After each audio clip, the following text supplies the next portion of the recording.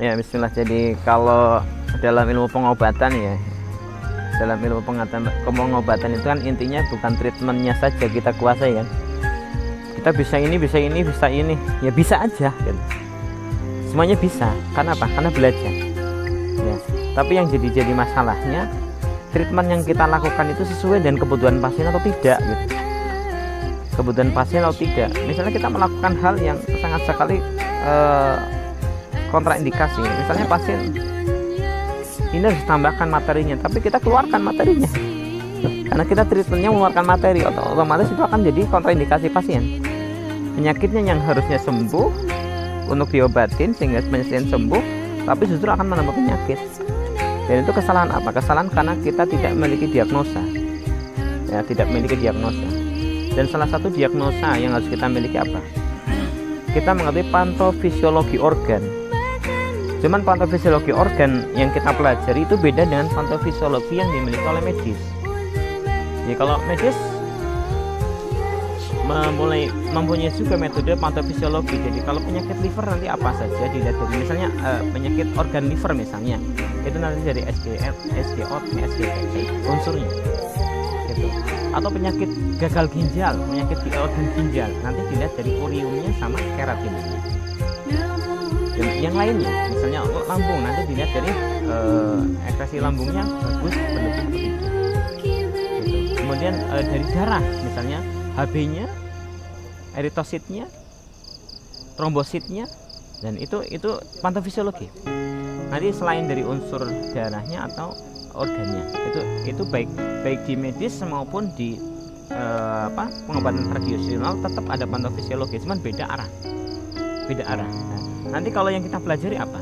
Ya, salah satunya tadi bahwasanya patofisiologi yang kita pahami itu kita memahami organ itu memiliki unsur.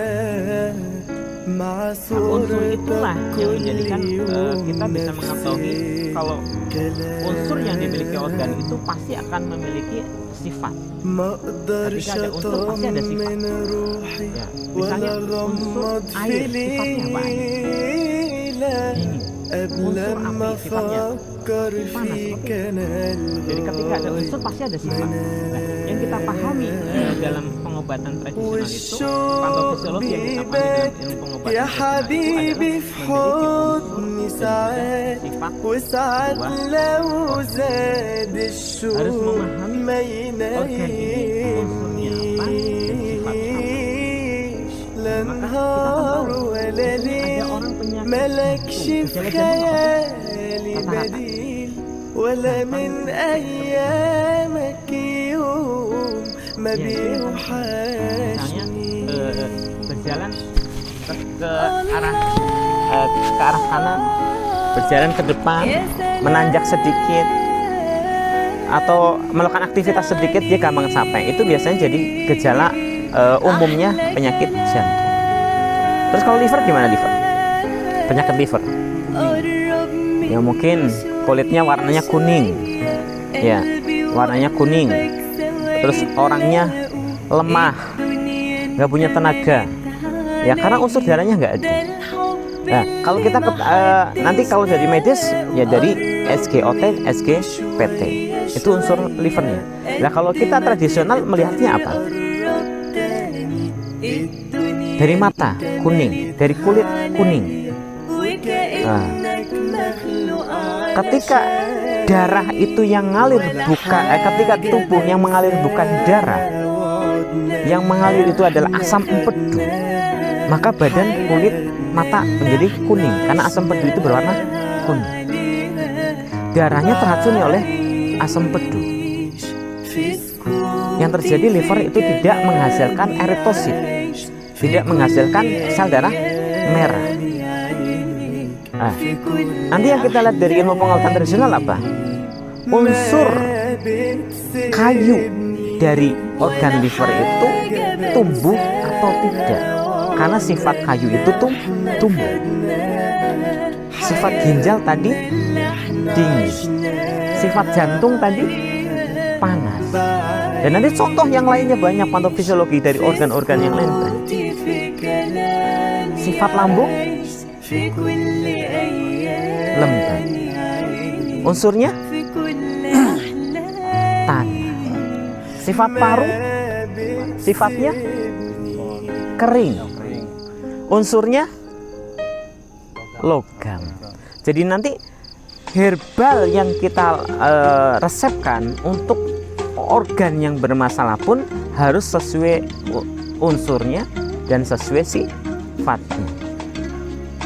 Misalnya logamnya basah, kan harusnya kering. Logam itu kan harus kering. Ketika logamnya basah mencair, maka kita obati dengan herbal untuk mengeringkan. Ada paru-paru basah terendam air, berarti harus disedot airnya, dikeringkan airnya, karena paru-paru harus dalam keadaan kering, karena dia sifatnya logam. Ada ginjal harus dingin. Nah, ketika dia panas, airnya mendidih, airnya ginjalnya terinfeksi. Harusnya ditambahkan apa? Sifat air. Iya enggak? Sifat airnya untuk mendinginkan. Nah, sifat air ini beda dengan cairan. Tadi saya bilang orang yang minum air putih dengan orang yang minum cairan yang dikasih rasa itu beda. Setiap minuman yang dikasih rasa itu larinya ke ginjal. Larinya ke ginjal bukan sebagai penambah cairan tubuh, tapi dia bisa menjadi energi ginjal. Bahkan setiap minuman yang cairannya rasanya bersifat sintetis akan menghancurkan ginjal. Nah, ini unsur dan sifat dari organ kita harus pahami. Jadi bukan cuma treatmentnya saja, treatment, tata cara, tetapi diagnosa kita nol. Ya, dari 5 organ tadi ada 5 unsur, dari 5 unsur tadi ada 5 sifat. Nanti ada induk dan anak, seperti jantung, induknya di mana? Di usus halus. Nanti selain unsur dan sifat, kita harus juga memahami induknya. Jantung sifatnya panas, unsurnya api, induknya usus halus. Ya, ada gejala jantung sumbatan, ada gejala jantung bengkak. Itu kan beda penyebab penyakitnya. Ya, beda penyebab penyakitnya. Ginjal unsurnya air, sifatnya dingin, induknya kantong kemih. Ketika kantong kemih lemah, maka ginjal terendam cairan, urium naik, keratin naik, jadi gagal ginjal. Penyebabnya dari mana? Ada infeksi kantong kemih tadinya awalnya. Ketika dibiarkan maka akan merembet kepada ginjal. Atau terlalu eksis kantong kemih dalam mengekskresikan cairan, otomatis ginjal menjadi radang, dan itu menjadi melemahkan unsur air sehingga air naik, urium naik, badan bengkak. Nah, itu harus dipahami, bisa sekali dipahami sama sekali. Sangat sekali harus memahami unsur, sifat, induk dari sebuah organ. Jadi ini harus diperdalam, bahwasanya patofisiologi organ dari pandangan medis dengan patofisiologi organ dalam pandangan tradisional itu beda. Tapi dua-duanya bisa disatukan ketika kita bisa memahami dua-duanya. Ya, gitu Il. Jadi treatment yang sudah kita jalankan, kita aplikasikan selama ini bisa dijalankan ketika kita mampu mendiagnosa organ. Ya, barakallahu fi. Untuk sahabat yang lainnya bisa ikutin kajian-kajian berikutnya. Assalamualaikum.